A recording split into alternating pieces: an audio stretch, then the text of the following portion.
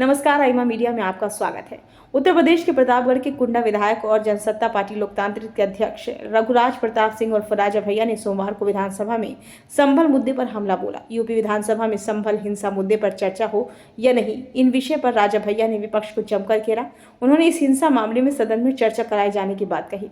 इससे पहले मुख्यमंत्री योगी आदित्यनाथ ने कड़े तेवर अपनाते हुए विपक्ष को संभल हिंसा मामले पर विपक्ष को आड़े हाथों लिया था। राजा भैया ने कहा कि सदन की कार्रवाई लाइव चलाई जाती है, यहाँ पर गलत तथ्यों को पेश किया जा रहा है। उन्होंने कुंदरकी से विधायक चुनकर आए ठाकुर रामवीर सिंह पर सपा विधायक नवाब इकबाल महमूद के बयान का मुद्दा उठाया।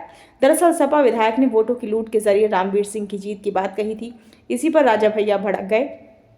राजा भैया ने कहा कि सदन में जो तथ्य रखे गए वो आपत्तिजनक हैं। कुछ बिंदु हमने भी नोट किए हैं। संभल विधायक नवाब महमूद का जिक्र करते हुए कहा कि वे हमारे साथ मंत्रिमंडल में रह चुके हैं, हमारे अच्छे मित्र हैं। पहले तो ये बात साफ हो जानी चाहिए कि संभल में जो सर्वे हो रहा है वह न्यायालय के आदेश पर हो रहा है। सदन में जितने भी लोगों ने बोला है उसमें किसी ने भी पत्थरबाजी की घटना का जिक्र नहीं किया। राजा भैया ने कहा कि हम एक बात यहाँ पूछना चाहेंगे कि क्या पत्थरबाजी करने से न्यायालय का आदेश बदल जाता है? अगर न्यायालय ने किसी सर्वे का आदेश दिया तो उसे पलटने के लिए क्या तरीका है? उससे बड़ी अदालत में जाएं। पुलिस और प्रशासन के ऊपर पत्थर चलाने से फैसला नहीं बदल जाएगा।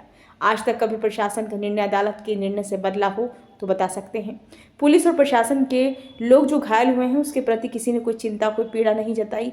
ये गंभीर मामला है। ये ठीक उसी तरह है जैसे बहराइच में 22 का एक नौजवान राम गोपाल मिश्र की हत्या कर दी गई। 4 माह पहले उसकी शादी हुई थी, उसकी इतनी निर्मम तरीके से हत्या की गई, उसे काफ़ी गोलियां मारी गईं, उसके नाखून निकाल लिए गए। उसका अपराध केवल इतना था कि उसने अपने धर्म का एक झंडा लगा दिया था। सपा विधायक नवाब महमूद के कुंदरकी में लूट वाले बयान पर राजा भैया ने कहा कि किस प्रकार की बात करते हैं। बोलते हैं कि कुंदरकी में वोट लूटकर भाजपा का विधायक बनाया गया। ये कह रहे हैं कि कुंदरकी में 65% मुसलमान हैं, 35% हिंदू हैं, तो रामवीर सिंह कैसे जीत गए? राजा भैया ने सवालिया लहजे में कहा कि जिन विधानसभा में मुस्लिम मतदाताओं की संख्या हिंदू वोटर से कम है, क्या वहां से वे लोग लूटकर विधायक बनकर आते हैं? क्या हिंदू बाहुल्य विधानसभाएं हैं, वो मुसलमान को वोट नहीं देती हैं?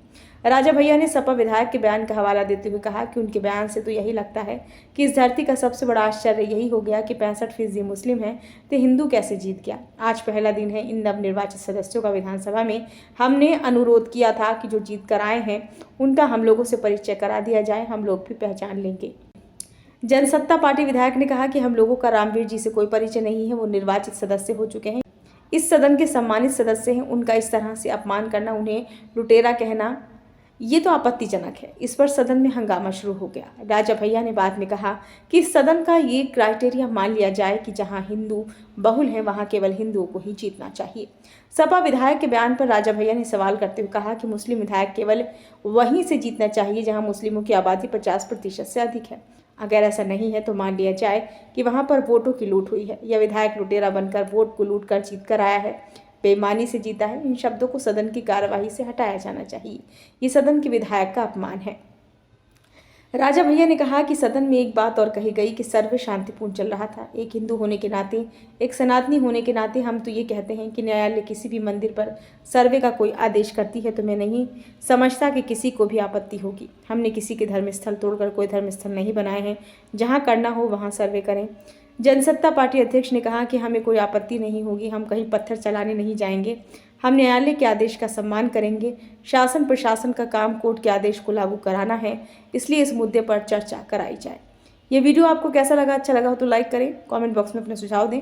चैनल को अभी तक आपने सब्सक्राइब नहीं किया है तो कृपया सब्सक्राइब जरूर कर लें।